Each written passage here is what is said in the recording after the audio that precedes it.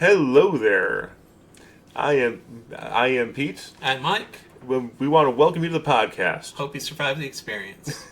So we are in part 2 of the little Alpha Flight saga.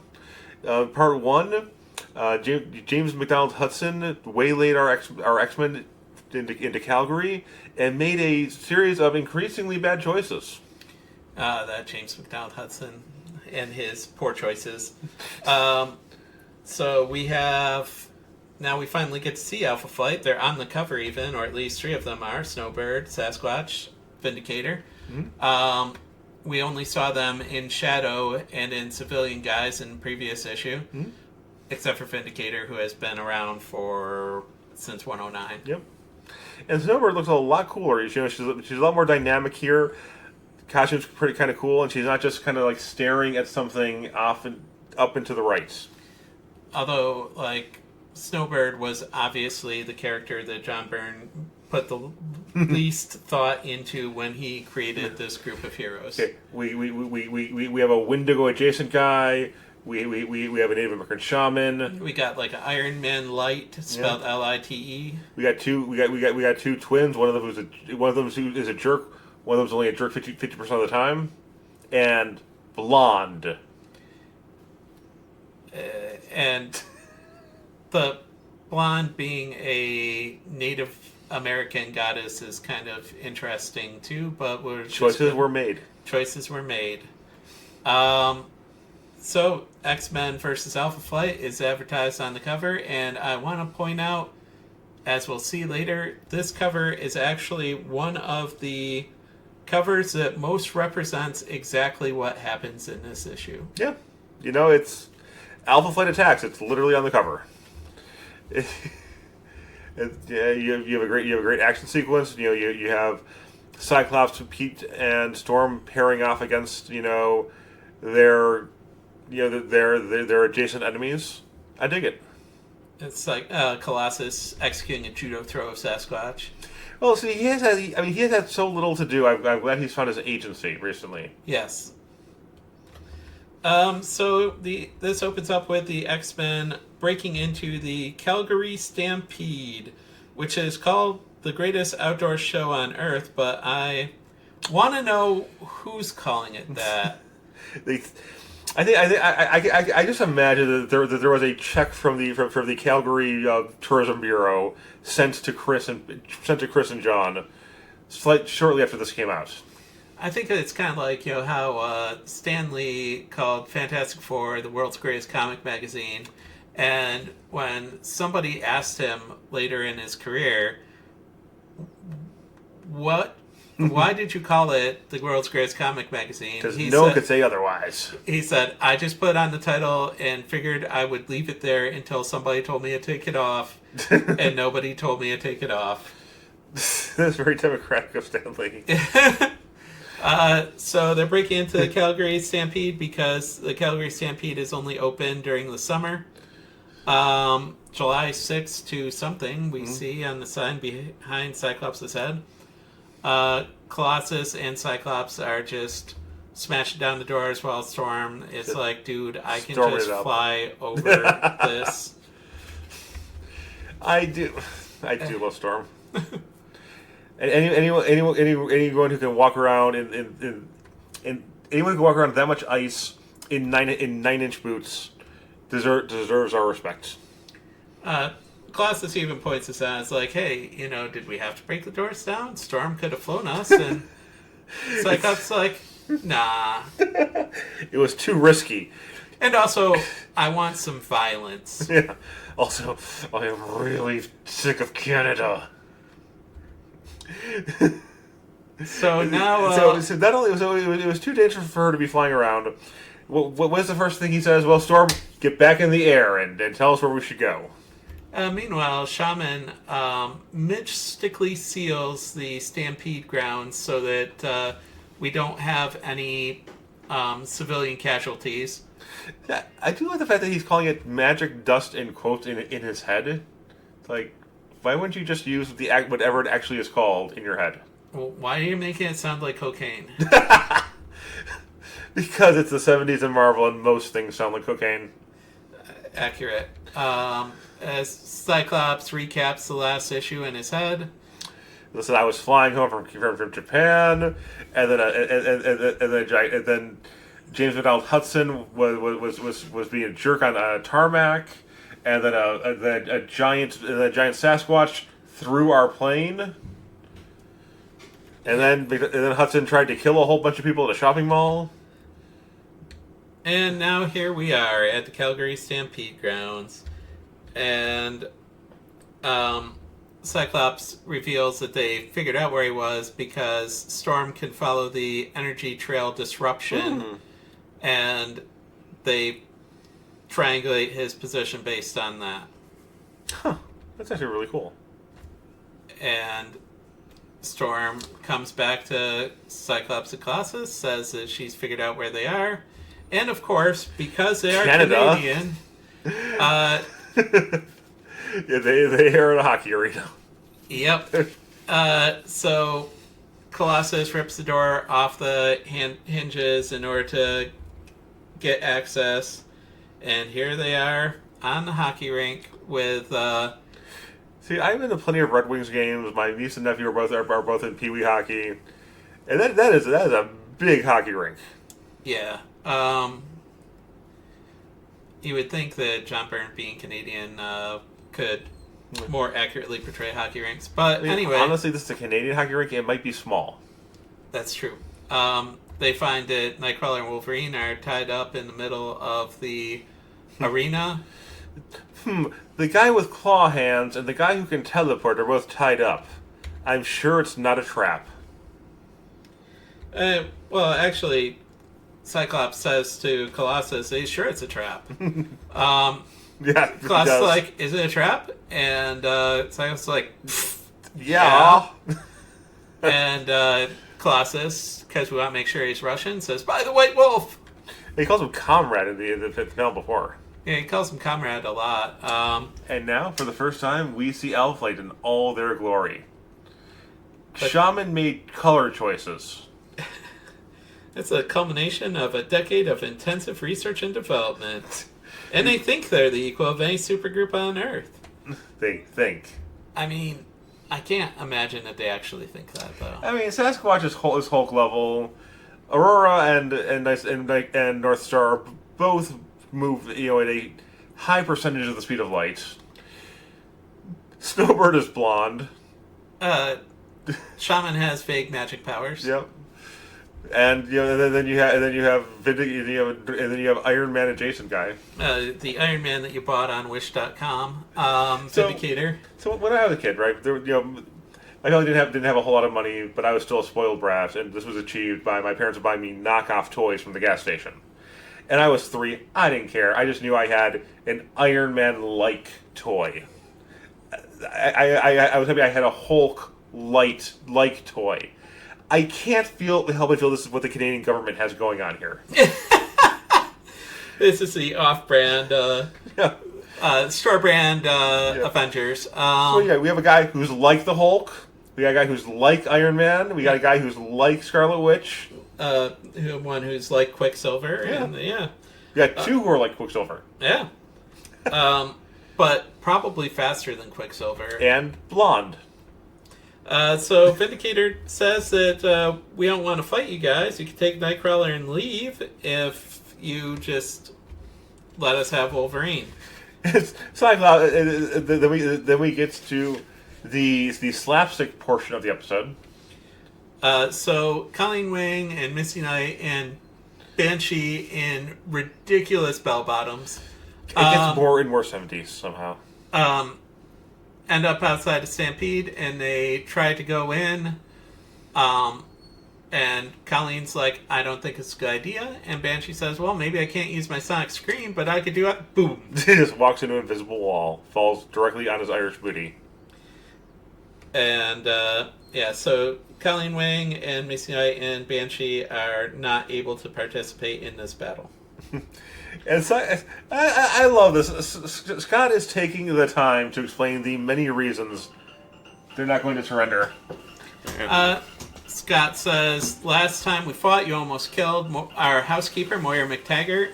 And you almost killed us and our flight crew a few hours ago when Sasquatch destroyed our plane.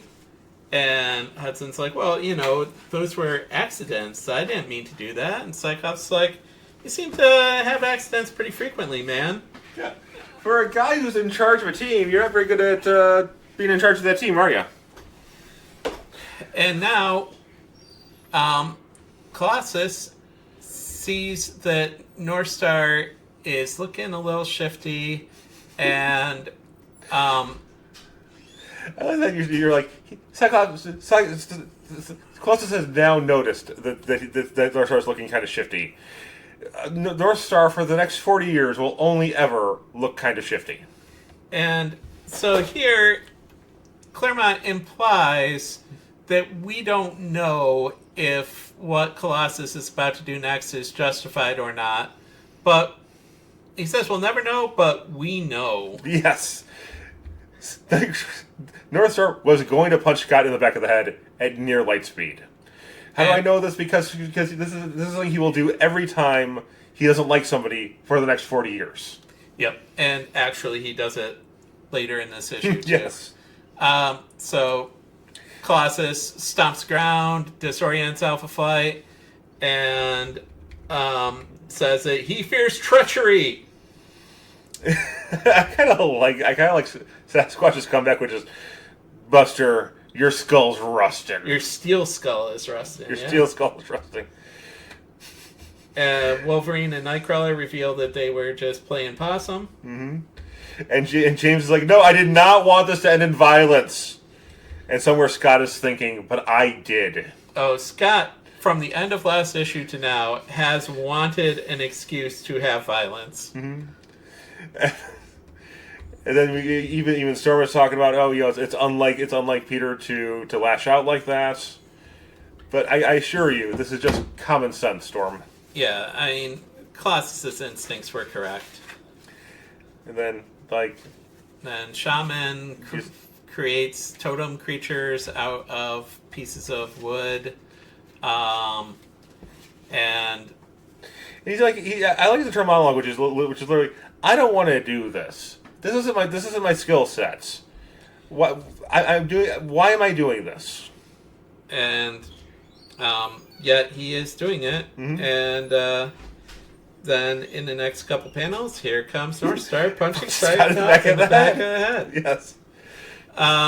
Almost as if he was planning to do that the whole time. I'm pretty sure that North Star is always planning on punching everyone in the back of the head at all times. I mean, except his sister. Yeah. And his husband. And sometimes even his sister, depending on what's going on.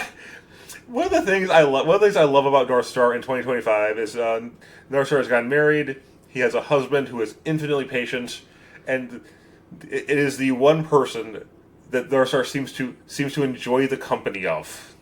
He is often cool with his sister, but not always. She is occasionally evil. And she also has some neurodivergence, which becomes problematic occasionally. Yes. But we don't know that yet. Mm-hmm. Yes, that will come later. And then we have more elf-on-elf violence. So Nightcrawler teleports after Aurora, who is vaguely flirting with him. Yep, he's thrown out the German, she's thrown out the French. And here he is teleporting around. He's done it like 3 times now. I'm proud of him. Yeah. And then, I mean, I'll be honest with you. We have. This is the second time we've recorded this episode.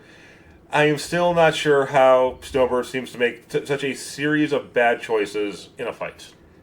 Yeah. So Snowbird says, "Hey, you may be a match for my human form, but what about if I turned into a giant Arctic owl, which seems smaller than my human form?" And Storm's like, "Oh, she's a shape changer," and yeah. Mike, do you know what happens when an owl gets struck by lightning? Same thing happens to everyone else. Thank you, Halle Berry. Yep.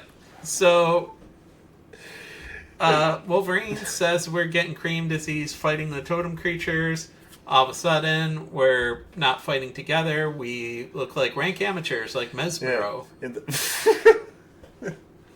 And I know Mike takes personal offense to that. Yeah, I mean, Mesmero. I do like in the background Sasquatch is just choke slapping Colossus. Yeah, like one hand lifting Colossus over his head. Yeah. It's some Undertaker shit. And Shaman says, it's because we're fighting as a team, and you aren't. Mm-hmm. Yeah, I'm sorry, the Nuffs are as close as the twins are. And then the storm is getting worse and worse around Calgary as things go on. And here, in the middle of the storm, we have John Byrne! Dun dun dun! So John Byrne drew himself into this comic, which was a pretty common thing for Marvel Comics creators. Yep. Notably starting with Stan and Jack appearing in issues of Fantastic Four. Yep. And, Dave Cockrum and Chris Claremont have appeared in X-Men before. I think this is the first time John Byrne appears. Here he is talking about going to New York. And Grease on Broadway. And then all of a sudden, the window of the restaurant that they're at explodes. Yeah, so we now know that that whatever Shaman is doing is screwing up the entire the weather system. You know, for all of Calgary, all of the province. Calgary is in Alberta. I want to say. Okay. And all the way up to the North Pole, which is significantly further north in this part of Canada. And later we'll learn that this disrupts weather patterns from coast to coast of North America. Yeah. And then we just get like a cool punching scene between Sasquatch and Colossus. I dig it. Yeah, but I will point out that Chris Claremont does not know American football. Sasquatch was shown to have been a linebacker in football, and says he's taken worse from the Steelers' front four, which would not be something he would do because he played defense. The front four plays defense as well. He would not be taking hits from them. So, Chris Claremont, study up on football. I'm from Michigan. I know hockey. Well... Then we have Wolverine look like he's going to stab Shaman in the back of the head, which is probably the best for all of humanity, really. Yeah, and it's just taking a cue from North Star, right? Yeah, it's good enough for him. And Wolverine. So Tony Stark beats him in a Ferrari, which means that Quicksilver goes maybe 200 miles an hour. That's just depressing. Yeah. But, I mean, 200 miles an hour is pretty fast. Oh, I can't run 200 miles an hour. But, I mean, it's still, when you consider that the Flash can run faster than the rotation of the Earth. This guy's he just has to time travel by running east. So, Cyclops is telling Colossus to use the judo that we have taught you, and he does, and throws Sasquatch with judo, which is exactly what we see on the cover. Very nice. So the cover contains things that happen in this comic exclusively, except for Storm shooting Snowbird with a lightning bolt, but I'm willing to accept that. Yep. And then, and I do like the fact, Cyclops is a team leader. He's like, I took the strong guy, and I taught him how to fight instead of just having him wail on people. This storm keeps getting worse, and Nightcrawler catches up to Aurora and kisses her. Yeah. And she yells, "You elf!" Which is ironic because she is an elf. Yes, we could see her pointed ears in this picture. It really is, yeah. This is just Seelie versus Unseelie. And Aurora does say that she's not usually a fighter. She's at heart a lover. And then we just learn about what an ungrateful house guest Wolverine really is. He's like, listen, Logan, we found you in the woods, we took you home, we housebroke you, we taught you how to wear pants, and I'm not saying you need to thank me, but you could have thanked me. And Wolverine's like, but I'm free to do what I want any old time. Including not wearing pants and not being housebroken. I mean, there was a significant Wolverine arc in which he wore a diaper for the entire time. Yeah. And in the original issue at this point, we have a full-page ad saying, "Make money customizing cars, vans, cycles, inside and out." Talks about how you can customize your own van or car, make your own shaggin' wagon. I read this. I'm doing this for the Epic Collection. I genuinely envy Mike and some of the weird ads. And part of the reason that I bring up this ad also is that a lot of people believe that comics were for kids up until like Vertigo and Sandman and stuff. No, They would not be advertising to start your own auto repair business or a couple other things that show up in these if they were exclusively targeting children.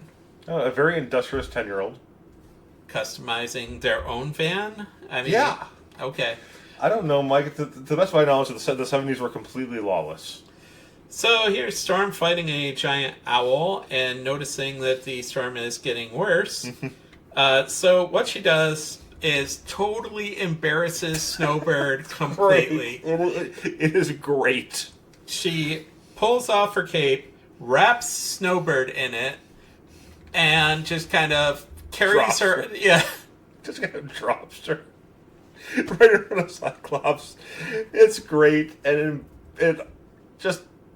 It is it is the most disrespectful move I have ever seen in a superhero fight, and I read an unhealthy number of comics.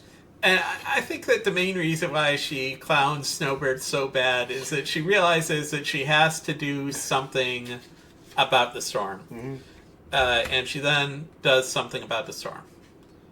She reaches out and just, I mean, John Byrne loves drawing Storm, and I love John Byrne drawing Storm. She flies up into the air. She looks nearly cosmic.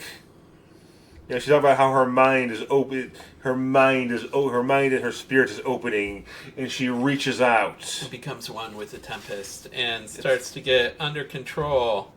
And the storm was going from the Rockies to the Atlantic coast, and she changes it to just being a little bit of snowfall rather than the disastrous storm that ruined John Byrne's dinner date. And then North Star punches her in the back of the head. Like we said earlier, we know that Colossus was right. North Star was going to punch him in the back of the head. Because you can see that everybody here had basically stopped fighting in order to let Storm do her thing. And North Star punched her in the back of the head. And so Cyclops optic blasts him directly in the face. It is great.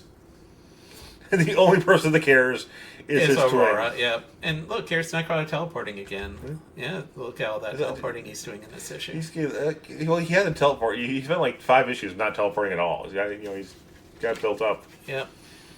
And I just love the look of sheer hatred.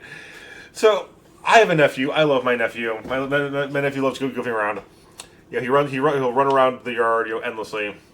But if he trips over the branch of a tree, over the roots of a tree, he will swear vengeance on that tree. That tree becomes his worst enemy, despite the fact that the tree did nothing to him.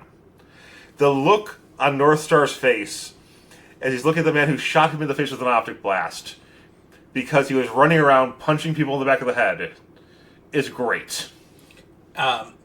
Cyclops talks junk on Canada here, saying it's Storm Rister allowed to save her misbegotten country.